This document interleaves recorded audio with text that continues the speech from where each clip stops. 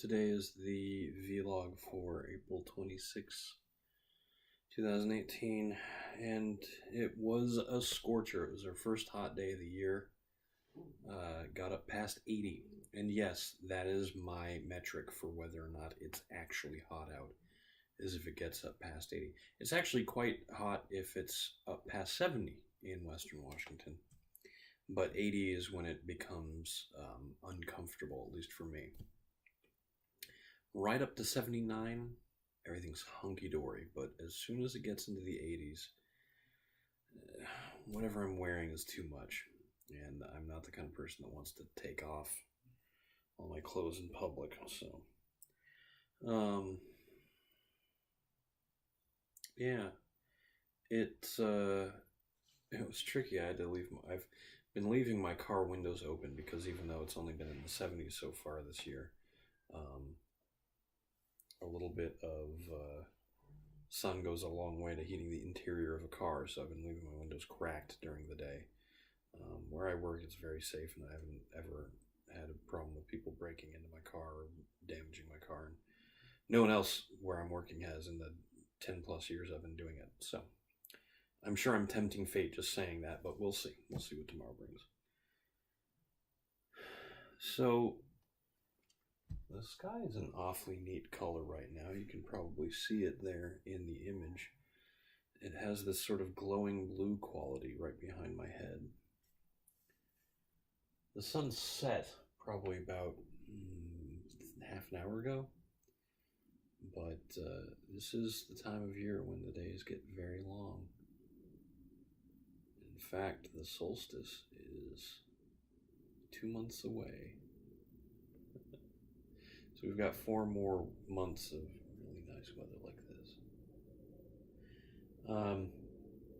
With long days come great benefits and great drawbacks. I love walking around when it's warm. I love to go out in the morning before it gets really hot and do a 2-hour walk around the neighborhoods like I've been doing. It makes me feel good. And I know I don't do a lot of exercising, but that's one of the things that I do that I really enjoy. And it's probably, done a bit to keep me healthy. I'm sure a doctor would tell me you could do a lot more, and I definitely could. But one thing that I've considered doing is getting a bike,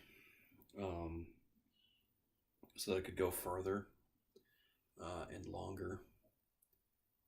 And the only thing that's been holding me back has been cost, and since I recently got a raise, maybe now is the time. But I'm also going to have to take my 2-month break in a couple of weeks, so now is not the time to be spending money frivolously. What else does the heat bring?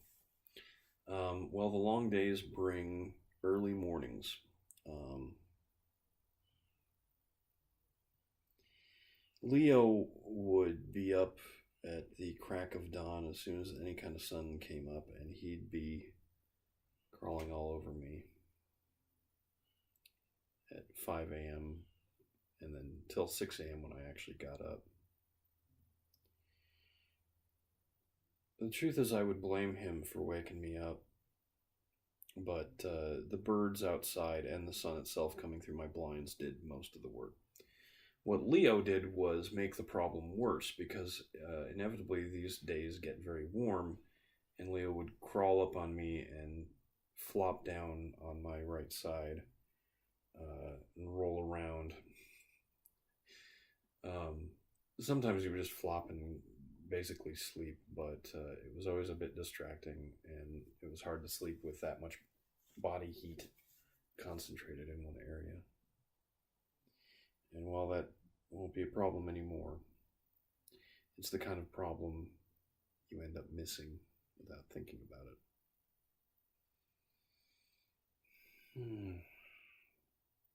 And like I said, even though I would blame him for waking me up early, I've been waking up plenty early and having trouble getting back to sleep all week. The birds, I love listening to the chirping birds, but I love listening to them more early in the evening and late in the morning, and not so much at 5 a.m.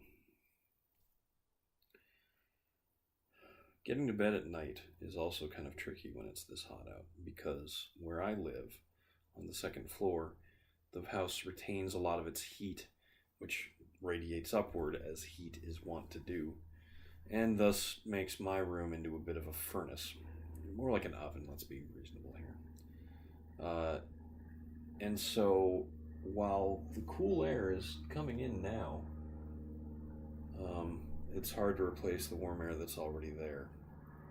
But being able to open up all the doors in the house, now that we don't have to keep Leo out, should help regulate the temperature quite a bit, I hope. Little benefits of not having a cat around. Still would rather have a cat around. Well, I'd rather have Leo around. I keep thinking about how nice it would be to have a cat again. Have something to come back to, but it's not a cat, it's Leo. How nice it was to have Leo to come back to. He was really happy to see me every day. He would wait for me outside on the front terrace. Sometimes he just wanted me to let him in so that he could eat his dinner. Most of the time he was just happy to see me and brush up against my legs. And there's no guarantee if I ever got another cat that he would have, or she would have, anywhere near the same temperament. My 3 cats have varied sort of in personality and attitude. Mittens, the first cat, was a very friendly cat who liked to be around, and she loved hunting socks. She would kill socks and drag them all over the house, thunder up and down the hall, right up until she was about 16 years old. That was when she finally slowed down. She lived to be 18. She also had a unique trait in that if you were crying, if you were sad for any reason, she would come and comfort you. I'm not even making this up. You would be crying and you would hear meow, meow. And she would be on the nearest bed or couch or whatever, just, trying to brush up against your face, crawl into your lap. And I don't know if she just realized that when we're sad, we like to reach out and pet cats and sort of, cuddle with them. She just enjoyed the attention. But it was a very sweet act, and it endeared her to all of us very much. And when she passed, she was the first cat we had that passed on. It was an adjustment, to say the least.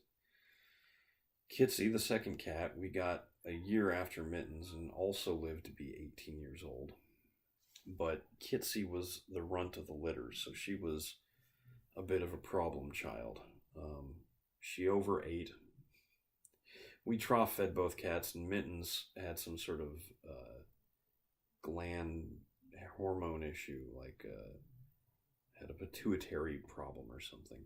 And so no matter how much she ate, she always was quite skinny and athletic. Long hair, so it was sort of hard to see her shape and frame. But Kitsy had much shorter hair, and the fact that she got fat was very obvious. And she was fond of me and would purr for me and would sleep at my feet. But she was not a cat that liked being picked up.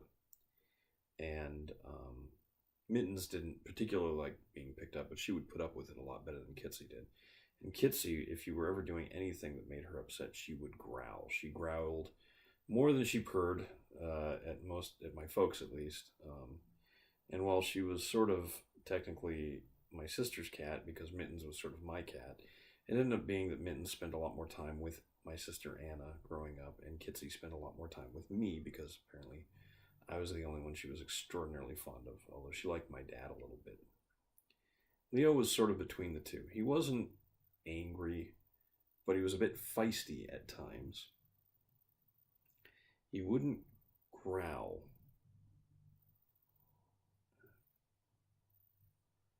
The number of times he would growl at me, I could barely even count. He'd growl at other cats, and he would get in fights. He was the most likely to start something with another animal when we were living with another cat and dog over the other place, or even with all the neighbor cats that live around here. And while he wouldn't come and try and comfort you and purr and meow at you when you were crying. He loved to be near people. He loved to be near me, especially. Even when he was afraid of people he didn't know, he would sort of hang around and watch them to see what was going on. When my sister came to visit after she had just bought her first dog with her future husband to be, um, Leo liked to antagonize poor Argus.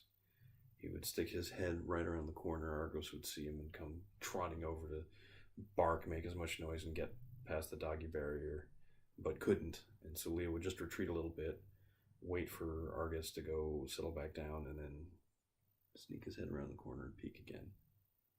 He was playful.